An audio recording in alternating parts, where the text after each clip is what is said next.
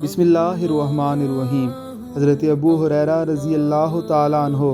رسول اللہ صلی اللہ علیہ وآلہ وسلم سے روایت کرتے ہیں کہ اللہ عز و جل فرماتا ہے کہ اے ابن آدم، تم میری عبادت میں مشغول ہو جاؤ،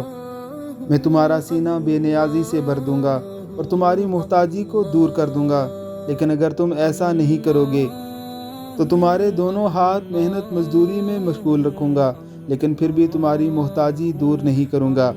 بے شک اللہ رب العزت کی ذات ہی واللہ خیر الرازقین ہے، یعنی بہترین رزق دینے والا ہی کسی انسان کے رزق کو مکمل طور پر پورا کر سکتا ہے، ورنہ تمام نعمتوں کے باوجود بھی ہم نے لوگوں کو روتے پیٹتے ہی دیکھا ہے۔ بھلا کون ہے جو کسی کا رزق رک جائے تو اسے اللہ رب العزت سے رزق زبردستی چھین کر دے دے؟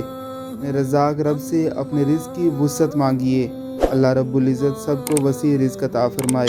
آمین ثم آمین۔